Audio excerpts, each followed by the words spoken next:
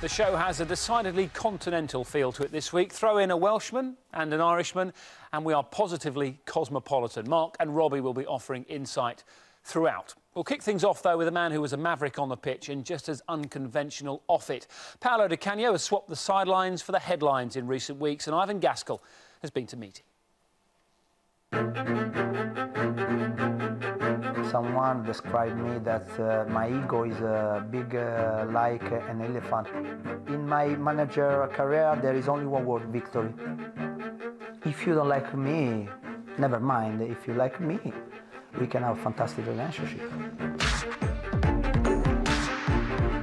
It felt as if you were quite happy to go and start at a lower level. Did you feel that was important to learn the trade? Yeah, absolutely, because it was an issue for me to accept this job in League Two. It was the first step as a manager, and in some way I proved that I'm not a snobby person, a snobby manager, because I was sure that in League Two I would prove myself and the people, the club and the fans that I had, and I were capable to bring success. I did that, so that was the most important thing. You got a promotion, you got a cup final. That's not a bad start on a CV, is it? I am so perfectionist. So the fact that we lost the final, made me angry, because obviously I want to win every time. But obviously in general was a yes, fantastic achievement straight away. We brought in a successful mentality and inspiration, a new methodology. What I can say, fantastic period, but now it's gone. British football seems to like you and vice versa. What is this connection you have with British football, do you think? The fact that there is this link between me and the English fans in general make me very, very happy, because I hope that can keep going. I'm sure that it will keep going for one reason: passion. Sport is passion. I don't know why in England sometimes the people put passion word in a negative area. If there is no passion, there is nothing. How would Paolo Di Canio, the manager, have handled Paolo Di Canio, the player? Fantastic combination. Fantastic, because I will work psychology with him like Harry Redknapp did with him. I would maybe have some friction with Paolo Di Canio for sure, but this is a part of life, this is normal. And also it would be a fantastic psychology test for Paolo Di Canio manager, how to keep and take the best from Paolo Di Canio footballer. So where does your ambition take you next? Would you like to manage in the Premier League? No. Of course. I knew the answer to that question. Of course, no. Of course, obviously, I know that sometimes the people are skeptical, because can he do the same in a Premiership or in a Championship with well-known footballers that they are rich, they don't accept a manager like this.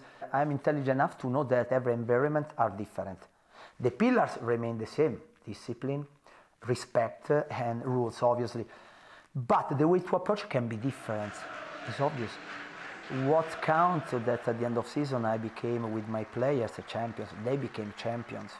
It means that my strategies in the way I handle all the situation with my players, with the media, with the fans, was the perfect and the best one for winning.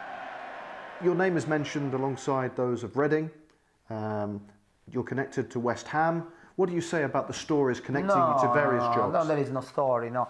No, it's obvious that now that I'm free, it's even more easy to speculate in some way, because Reading was a coincidence, because I went to watch Reading versus Aston Villa, but previously I went to watch QPR versus Man United. Talking about West Ham, the fact that there is a fantastic relationship, linked between me and the fans, make the people easier, in speculate in some way. But first of all, is not fair for some Allardyce, and I hope he's going to get success, because obviously West Ham, I care about West Ham. The fact that the people speculate in this way means that I did well in the past, so it's positive. But there is nothing more than this. If I will have another chance, I'm sure that I will have success. Success for me is if you have a low table team, if potentially in the table, in the paper, this team for everybody is should finish bottom 3, I will give 6 places more. I will finish middle table. Because for sure I will improve my players individually and collectively, physically, tactically and technically. Because I will practice in a maniacal way, because only through this way you can improve them. Obviously, when you have this approach, you will lose 1 or 2 players during the way because it's too tough for them. But what is important is the club cause, the team cause, which is the player cause and the fans cause. This is the most important thing. When you go in a war, you lose some soldiers. But if you have the good strategy, the best soldiers, you're going to win the war. It's exactly the same in football. Very entertaining to listen to. He says he can improve any team by 6 places. Do you think, Mark, that there will be some chairman watching that, listening to him, thinking too big a risk for us? Well, I think there'll be a lot of chairmen being put off by him. He's done a fantastic job at Swindon, but some of the things he's done at Swindon, Dan, I don't think he could do that at a higher level. But he might be an extremely bright man who knows that anyway. So until he's actually there, it's very difficult. But you do get the feeling Canio and Swindon was all about Canio, and he is mad. But in a nice way, he's mad, isn't he? He's very passionate. He defends himself. He says we look on passion negatively in this country, but it's actually one of his major positives. And those 3 pillars, Robbie, of, he says, discipline, respect and rules. The question which you alluded to there is, can that work in the Premier League in the same way that it did in League 2 and League 1? Well, he made some, bizarre decisions, in the lower leagues by taking the goalkeeper off at Preston, and then they got beat, I think, 3 or 4-0. Took him off after about 15 minutes, 20 minutes. And in the Premier League, I think there's bigger egos. I think it'd be difficult for him, but again, he's passionate.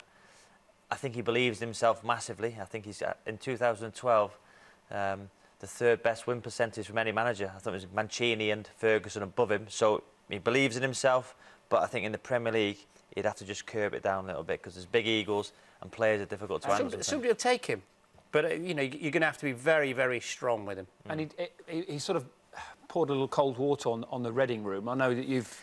Well, the McDermott situation has upset you a bit this week. Well, I think it's scandalous what's happened to Brian McDermott. Victim of his own success. He's got a group of players there who are, in my opinion, are good championship players.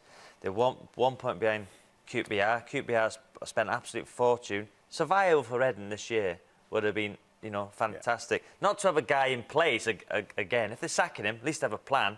Eamon Dolan's going to take charge. Good luck to Eamon Dolan, but to get rid of a man who's been absolutely magnificent for him, for me, it stinks. Nonsensical, the decision. And you have to look as well. This time last year, they weren't guaranteed. They were still on the run to come up out the Championship. They've come an awful long way. They lack a bit of quality. They don't like guidance, and you can see by the number of times they came back late in games. Nothing wrong with the team spirit, and it's a strange decision. I think that guarantees they get relegated now. OK. Very quickly, would you both like to see Canio in the Premier League, yes or no? I would, yeah. Great fun. OK, all right, Great fun. We shall see.